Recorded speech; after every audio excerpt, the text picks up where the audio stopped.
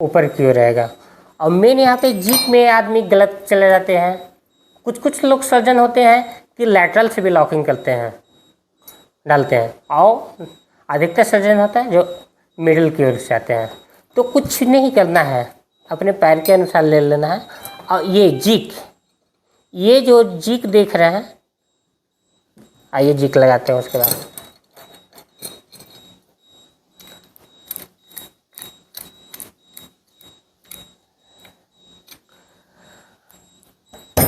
अब ये तो लॉक नहीं हो रहा है हाथ से, तो इसके लिए स्पैनर हम लोग यूज करते हैं।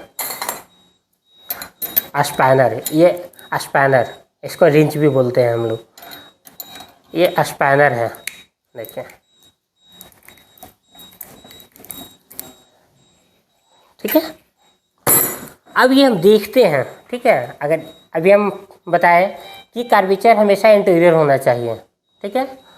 और ये जीक है जो ऑलवेज, हमेशा दोनों पैर के बीच में होना चाहिए, यानी मिडिल में होना चाहिए। चाहे लेफ्ट करे या राइट करे, ये जो डायरेक्शन है हमेशा दोनों पैर के बीच में होना चाहिए। तब ये हमारा जिक्स है। अब देखते हैं, इसको चेक करते हैं ये मेरा सही है या नहीं है। तो चेक करने के लिए आता है स्लीव, आता है स्लीव। IM स्लीव देखते हैं, ये दिखा, देखिए ये स्लीव है, ठीक है। ये स्लीव है, इसमें दोनों स्लीव होता है, ये स्लीव है, ठीक है। और ये स्लीव में ये देखिए, ये एक जिक है जो टिबिया एंड फीवर दोनों हम एक जिक से हम लोग करते हैं। तो देखिए, पहली बात है कि ये 3 ही हॉल है, इसमें 3 ही हॉल है। तो अब कैसे पता चलेगा? बाय द वे ये नया जिक है, तब आपको पता चल रहा है टिबिया और फीमर है, ठीक है। कौन सा हॉल है, टिबिया का है, कौन सा फीमर है, जिम कर सकते हो। अगर बाय द वे ये पुराना जिक हो जाता है, अगर मिट जाता है, तो कैसे पकड़ सकते हैं? देखिए सिंपल आसान है। ये टॉप है, ये टॉप का जो 2 हॉल है उसको हम लोग टिबिया से इंडिकेट करते हैं। ये मेरा निमोनियंस है जो ठीक है, ये टॉप का मतलब टिबिया, और ये इसका फीमर हम किए हैं। फीमर ये है और ये है दोनों। तो आइए हम टिबिया के कर रहे हैं, नेल डाले हैं, तो टिबिया में देखते हैं ये। अब इससे हम देखते हैं कि पार होता है या नहीं, डायरेक्शन सही है कि नहीं। ये डेलविट है, इसको बजना नहीं चाहिए, किसी चीज़ में टच नहीं होना चाहिए, आराम से स्लाइडली से चले आना चाहिए नीचे, ठीक है। देखिए चला आया। अब यही दूसरा में हम देखते हैं, इसमें भी, तो इसमें भी देखेंगे यही, ठीक है। तो इसमें भी चला जाए, यानी मेरा नेल लगा हुआ सही है, ठीक है, नेल लगाया हुआ सही है। तब हम क्या करते हैं, हम जहाँ पे एंट्री पॉइंट बनाए थे वहाँ से हम नेल इंसर्ट करते हैं और वो चले जाते हैं टिबिया कैनाल में, ठीक है। टिबिया कैनाल से जब इन केस, एक और बोन पे डिपेंड करता है फ्रैक्चर के अनुसार, अगर कम्युनिकेटर फ्रैक्चर है तो नीचे की ओर हम रिम नहीं करेंगे, एंगल तरह टीवी जहाँ तक टूटा हुआ है वहीं तक हम रिम करेंगे, उसके अंदर नहीं जाएंगे, क्योंकि रिमिंग करने में मेरा बोन और टूट सकता है, टूट जाएगा तो दिक्कत है। तो जहाँ से है फ्रैक्चर है उसकी इधर ही है रिम करेंगे। बाकी उसके बाद क्या करेंगे, हैमर, अगर धीरे धीरे हाथ से नहीं जा रहा है तो माइल्ड धीरे धीरे हैमर से हम उसको पंच आते ठोकते हैं। तो इस यहाँ पे भी डायरेक्ट हम हैमर नहीं कर सकते हैं, यहाँ पे भी हैमर कराने से मेरा ये बोल्ट ख़राब होता है, तो उसके लिए एक अलग से पंच आया है। देखिए इसको हैमर पंच, हैमरिंग पंच बोल सकते हैं। आइए इसमें हम फिट करते हैं, देखिए बस यहाँ पे कर लिए, ठीक है। और टिबिया ये जब डायरेक्ट हम सुपाइन में ही नहीं हम जाएंगे, जब भी जाएंगे नेल इंसर्ट करेंगे या रिमिंग करेंगे तो फिगर ऑफ 4 करके या नीचे पैर लटका के करेंगे 90 डिग्री पे, ठीक है। अब ये होने से क्या, अगर सीधे ऐसे डाल देंगे तो मेरा बोन का टुकड़ा फ्रेगमेंट फट जाएगा। अब यहाँ से बात धीरे धीरे हैम करेंगे, ठीक है, हैम करेंगे।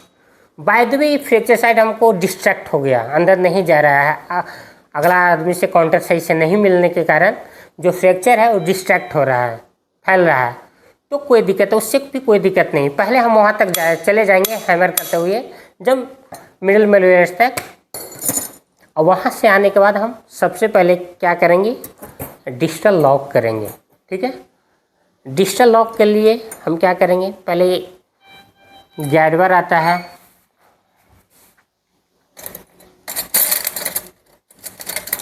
स्टेमन पिन बोलते हैं हम लोग। ठीक है, तो स्टेमन पिन पहले आके इंसिजन पहले देखेंगे कि कहाँ पे है मेरा हॉल सीआरएम के अंदर। हॉल अच्छे से हॉल विजुअलिटी हो जाता है, विजुअल हो जाता है, तो वहाँ पे ये स्टेमन पिन है। कई लोग सर्जन है कि डायरेक्ट ड्रिल बिट यूज करते हैं, और कितने लोग, अधिकतर लोग है कि स्टेमन पिन को यूज करते हैं हॉल को। तो इंसिजन देने के बाद एंट्री पॉइंट बनाते हैं, एंट्री के बाद फर्स्ट कॉर्टेक्स तक हैमर करते हैं।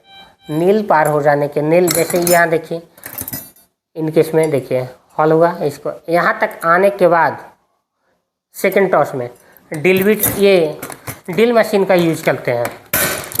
क्यों, इसके लिए भी एक रीज़न है। अगर हैमरिंग करेंगे तो हैमर करेंगे तो अगला कॉर्टेक्स ब्रेक टूट भी सकता है, इसलिए हम लोग हैमर नहीं करते हैं, क्योंकि लॉकिंग बोल्ट लॉक करना है हमको, अगर टूट जाएगा तो फिर कोई मतलब है नहीं। तो हम लोग ड्रिल से स्लीव से हॉल कर लेते हैं इजी से, कोई टूटने का चांस नहीं है, कोई फटने का चांस नहीं।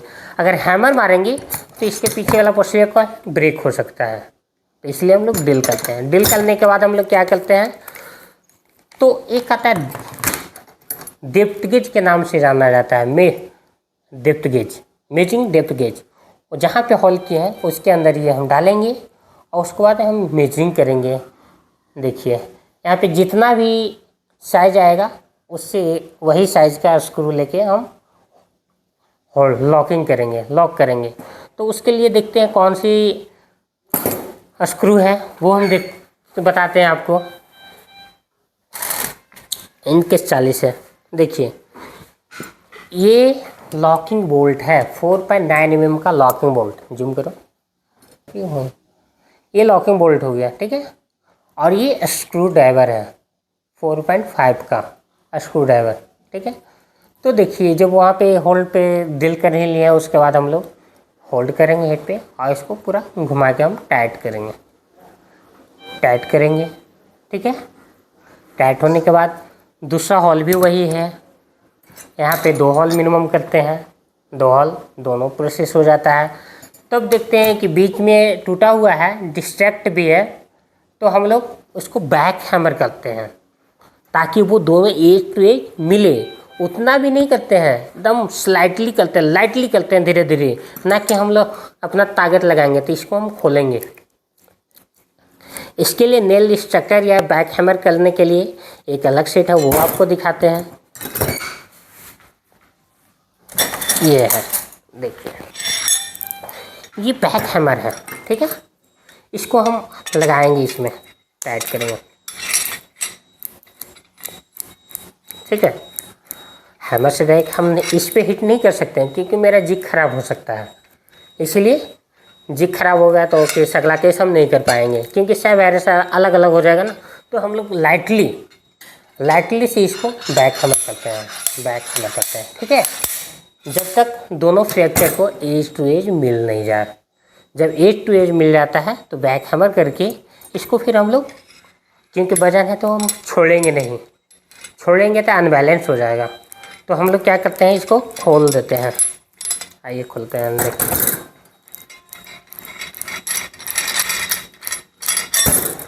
खोल दिया। ठीक है, खोलने के बाद अब हम लोग ये दोनों प्रॉक्सिमल लॉक करते हैं। ठीक है, तो प्रॉक्सिमल करने के लिए आगे हम लोग मेजरिंग कर लेते हैं, जो आपको बताया है। यहाँ पे स्लीव यूज़ करते हैं, दोनों स्लीव। ठीक है, स्लीव ऑटो स्लीव डाल के दोनों स्लीव डालते हैं, और उसके बाद हम लोग मार्किंग करके इंसिजन ले लेते हैं। इंसिजन ले के फिर इनर स्लीव डालते हैं ये, और यहाँ पे 4 mm का ड्रिल बिट यूज करते हैं। 4.9 का लॉकिंग बोल्ट है, तो हम लोग 4 mm का ड्रिल बिट यूज करते हैं ये। और वो डायक यहाँ पे कोई एंट्री ऐसे नहीं बनाते हैं। वहाँ पे तो CR में से अंदर विजन देखे, पर यहाँ पे नहीं देखेंगे। यहाँ ब्लाइंडली हम जाएंगे स्लीप की तरह। ये मेरा प्लस पॉइंट है, स्लीप की तरह। फिगर ऑफ 4 में स्लीप की ओर जाएंगे। देखिए यहाँ जाएंगे दम नेल में ही जाएगा। देखिए करेंगे स्लीप की ओर। यहाँ पे भी वही काम करेंगे, निकाल के मेजरिंग करेंगे। और इसमें भी वही काम करेंगे, इसमें भी ड्रिल कर दिए। ठीक है, आइए मेजरिंग कर लिए। मेजरिंग करने के बाद फिर वही लॉकिंग बोल्ट हम लोग यूज कर लेंगे लॉक करके। उसके बाद क्या करेंगे, एक स्पैनर से हम लोग खोलते हैं। तो यहाँ पे ये स्पैनर, नॉर्मल स्पैनर भी यूज कर सकते हैं। और यहाँ पे एक टी रिंच की तरह एक स्पैनर होता है। ये टी रिंच का स्पैनर होता है। हम उसको इजी से आके देखते हैं। तो यहाँ पे देखिए टी रिंच से स्पैनर करके इसमें यहाँ टिप पे डालेंगे और इजी से हम इसको खोल लेंगे। देखिए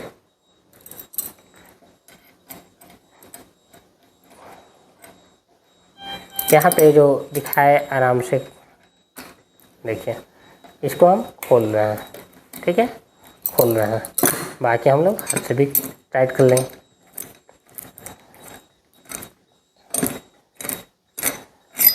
खोल दिए। ठीक है, अब क्या करेंगे, अच्छे से वॉश कर लेंगे। और अच्छे से वॉश करने के बाद रिट्रैक्टर से रिट्रैक्ट कर लेंगे। रिट्रैक्ट करने के बाद हम लोग, नहीं यार ठीक है, नहीं बताया, कट गया। फिर अच्छा मिक्स जैसे स्लीव है गया, स्लीव हम डाले थे। तो स्लीव हम लोग ये देखिए प्लायर है, प्लायर से हम लोग स्लीव निकालते हैं। क्योंकि हाथ से तो निकलेगा नहीं, ब्लड वगैरह से ही है जिससे रहता है। लगा दे स्लीव, बीच में काटना भी होगा, रुक जाओ। जब ये ड्रिल कर दिए तो नेल जाने के बाद हम गाइडवर निकाल लेते हैं। गाइडवर हम कॉकस क्लैंप या लॉन्ग RT फोर्सेप जो गाइडवर हम डाले थे एंट्री पॉइंट पे, उससे हम निकाल लेते हैं। और उसके बाद ये रिमिंग वगैरह करके ड्रिल करके बोल्ट वगैरह कस लेते हैं। कसने के बाद हम इनर स्लिप है जो इजी से निकल जाता है। ठीक है, पर ये इजी से नहीं निकलता है। इसके लिए हम लोग ये इंस्ट्रूमेंट का यूज़ करते हैं, प्लायर। तो हम लोग प्लायर से निकाल लेते हैं। ठीक है, प्लायर से निकाल लेते हैं, प्लायर से। और उसके बाद हम लोग क्या करते हैं, अच्छे से जितना डैमेज टिश्यू वगैरह हुआ है वो सब हम लोग काट लेते हैं। जो हम लोग पैटेला टेंडन को हम लोग काटे हैं, पैटेला टेंडन को हमने इंसिजन किया, इंसाइज किया, उसको हम अच्छे से 1 नंबर वाइकिल से रिपेयर कर लेते हैं, रिट्रैक्ट करते। तो आइए हम देखते हैं कि कैसे ये फोर्सेप हो गया और ये निडल होल्डर हो गया। तो हम लोग 1 नंबर वाइकिल से पैटेला टेंडन को रिपेयर करेंगे और अच्छे से सबकट लेंगे। सबकट के बाद हम लोग स्किन लेंगे, सुचल लेंगे वहाँ से काट के। बाकी हम लोग लास्ट में ड्रेसिंग करके पेशेंट OT से बाहर निकाल देंगे।